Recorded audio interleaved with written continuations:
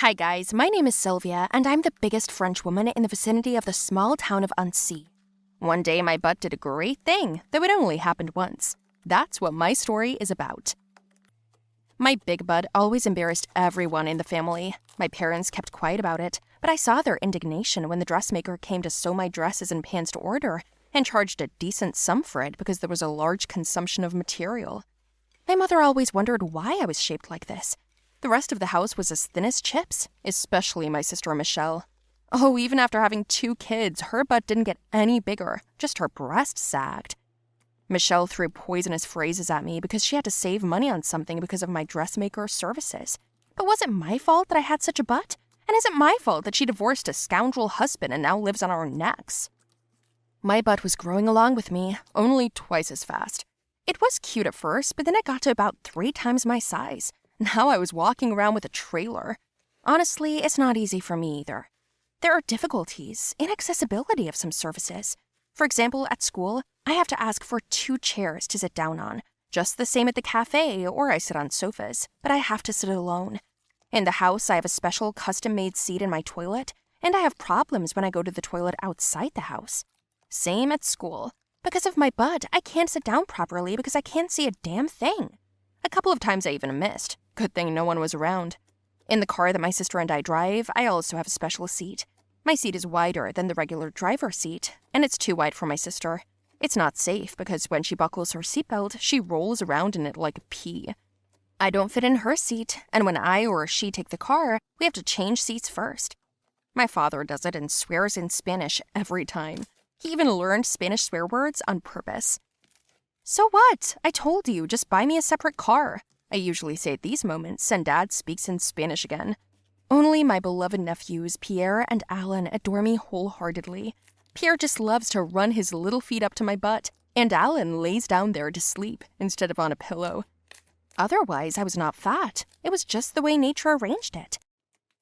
Do you think I'm getting a lot of guys with this butt? Well, I would say so. The guys who want to touch it. A lot, but to be in a relationship, I have not yet met anyone. For that reason, Michelle and I spent a lot of time together. Usually, we'd take the kids and go out on the weekends. It was a good time, but there were some bad days. Like this one. Michelle ran into the room and started crying. I asked her what was wrong, and she said her ex-husband had taken the kids away for the weekend and now wasn't picking up his phone. "He wants to take them away from me again!" she screamed. My parents weren't home, and I said we'd go to him ourselves. On the way, in the car, I asked if she had taken the children's papers from him. My sister told me that he promised to give them to her every day, but he wouldn't. Crap, Michelle! When are you going to grow up? He's not going to give them to you. But how? They're in his house and they won't let me in. By trickery. In my head, I had a plan. Surely, if he doesn't want to give you the kids, and it's not the first time, they're out of town somewhere. Maybe in their country house?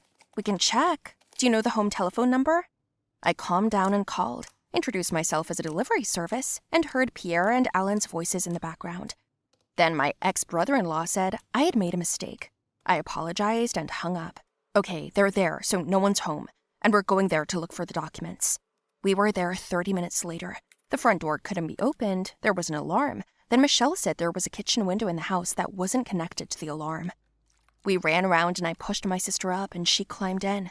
As I held her, she opened the window, and I felt a strange sensation behind me. Hey, Michelle? What? Did he have a dog before? I hadn't noticed. No, she wasn't with me. I lowered my head and noticed the dog in front of me. He was staring at my butt in fascination. Hurry up! I tossed my sister up and she climbed in. I slowly talked to the dog while I climbed up the wall myself. Then my sister threw the food away through the window. The dog ran away, but it finished quickly and climbed over the window towards us and stuck my butt. Oh no, shit! I yelled. Michelle was pulling on my arms. I was already in pain. I could see through the glass that the dog was running toward us again, and he was looking at my buns. Pull! I yelled at the very last moment. Michelle pulled so sharply that I reached inside, collapsed on the countertop with a crash, and it broke under my weight. Shit! My sister yelled. What do I have such an asshole sister for? I stood up and told her to be thankful that I was helping her in the first place. I asked, how are we going to get out? But Michelle said that the dog had sleeping pills in the sausage that she found in the kitchen. We broke into a room and started looking for papers. We couldn't find them anywhere. And then she remembered that her husband kept all the documents in a special little box. "I found it!" I shouted, but there was no key to it. "Shit, take it with you," I said, but my sister stopped me. "There's his ID in here too. If he finds out, he'll find out anyway. After all, the children's papers are here too. What difference will it make if we take them away?" "You're right, let's get out of here." But it wasn't like that. As we left the room, we heard a door opening. "Someone's coming," I said in a whisper, and Michelle pointed to the bed. She hid between the wall and the closet, and I reached under the bed. But my butt failed me again. I couldn't squeeze in, and I froze. I could feel the bed pressing against my buttocks, but I had no choice. Pierre and Alan ran into the room and started jumping on the bed, while my ex-brother-in-law sat in a chair and talked on his phone. "Yes, I have the children's papers. I want to take away Michelle's parental rights. I know it's illegal, but I've already bribed judges and hired lawyers. Yes, will you do it?" "All right, I'll be there tomorrow," he said. Daddy, our bed's wobbling. The kids were jumping and the bed was springing on my butt. It hurt so bad that I could barely contain myself. My brother-in-law told the kids to run to the kitchen for dinner, and Pierre yelled, "Oh, Daddy, someone broke the countertop!" Oh no. He knew right away there was someone in the house. He escorted the children out into the yard and started checking the furniture.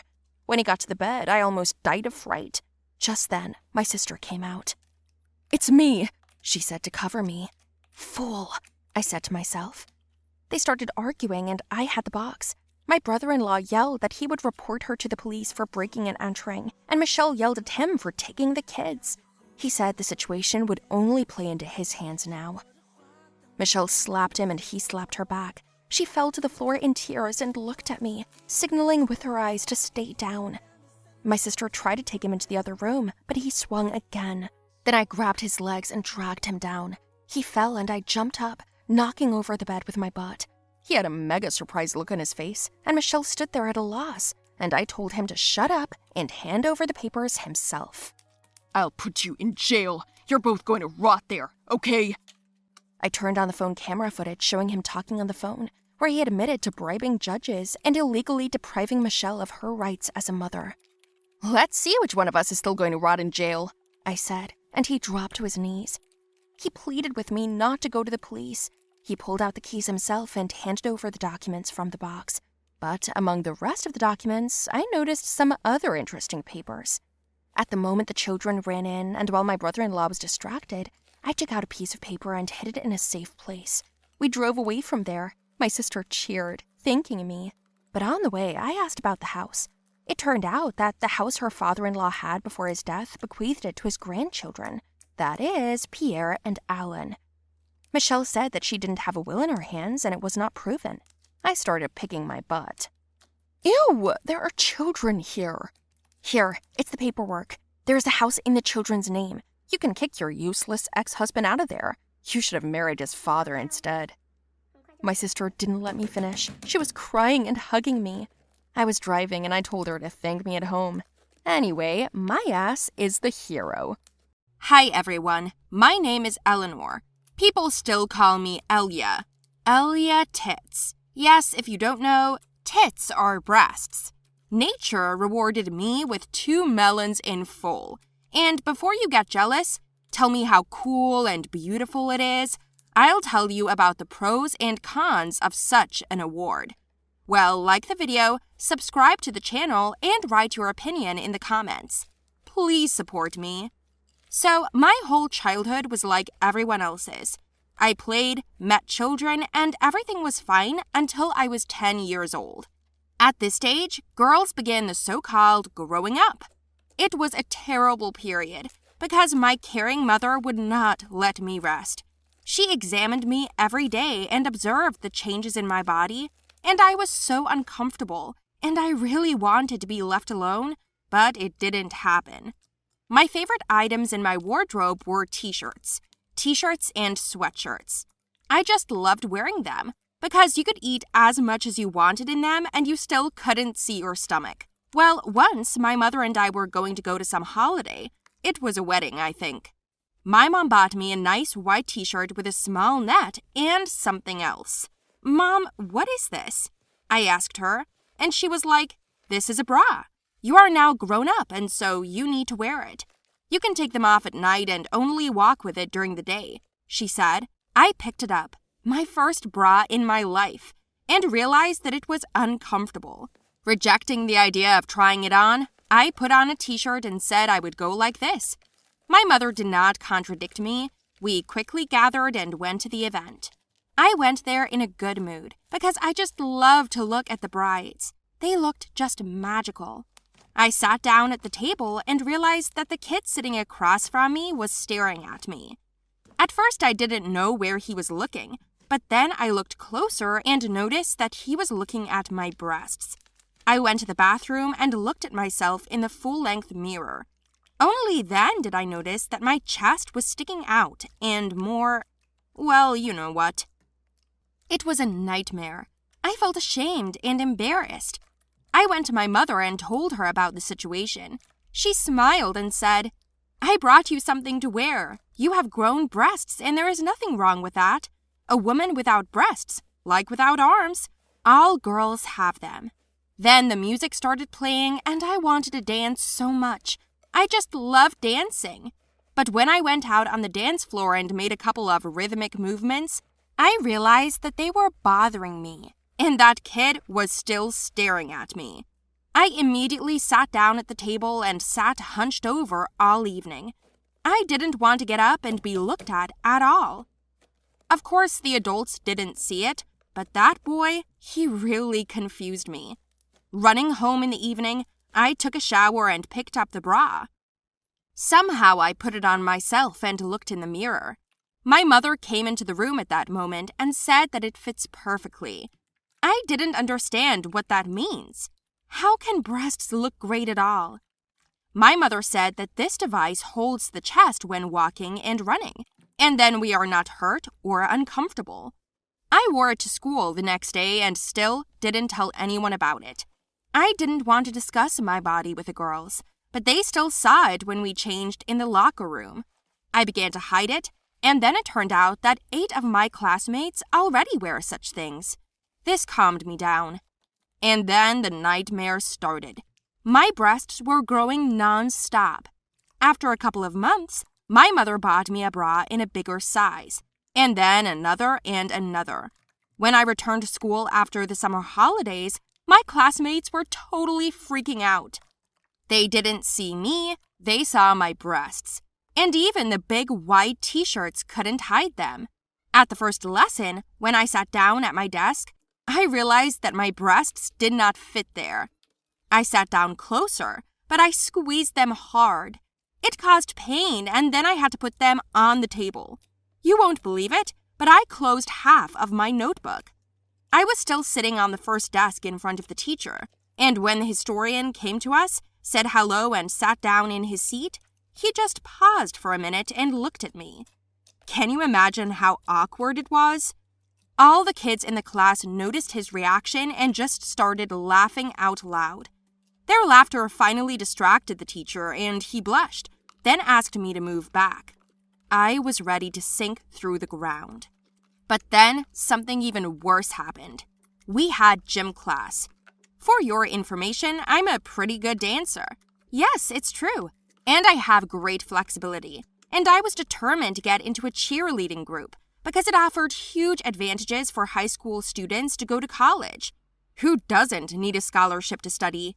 Everyone. But for this, you need to be active and persistent. So cheerleading is the best thing. I was put on the girls' team because of the plastic surgery, and our captain didn't hide the fact that my gorgeous breasts would have an effect. Well, for the sake of such a case, I agreed, but I didn't think that I would need to wear a certain uniform. I was given a short skirt and a crop top and invited to a rehearsal. As soon as I entered the hall, our boys started whistling, calling me Elya Tits and clapping their hands. Damn, I wanted to get out of there. But I set a clear goal and went with it. So I took all my will and started dancing. Our boys were often distracted from the game, watching my breasts jump. Sometimes they threw the ball in my direction and asked me to pick it up. I was maddened by the humiliation. Training turned into a nightmare, and I came home in a bad mood. My mother immediately noticed the tears and sat down to talk to me. I told her everything, and then my mother got up and led me to the bedroom. She showed me a photo when she was young, and I couldn't believe it was her. My mother had the same breasts as me. They were huge. My mother laughed a lot when she told me about them. I asked her how she coped with them, and my mother said that it was also awkward and difficult for her, but then she just accepted herself like this. By the way, your dad married me because of them, and you won't believe it, but everyone was jealous of him. It is now they are smaller and not as elastic and beautiful as yours, but women's breasts are very beautiful, she told me. My mother took another bra out of the closet, but it was open work black with wide straps, and she gave it to me. I also said that it would be much more comfortable for me, and it also made me feel different, more feminine. And you know, she was right. As soon as I tried it on, I saw a different side of myself and realized that I was beautiful. My participation in cheerleading will only get better. I straightened up and smiled at myself. The very next day, I came to school in new underwear and a beautiful blouse. I began to be perceived differently, as a lady, and not as a kid in sweatshirts. Now, all the training sessions I gathered an audience of boys from my class and others, and I felt like a queen. I realized that I should be proud of such a natural part of myself. Do you think it's beautiful or not? It's beautiful or not? It's beautiful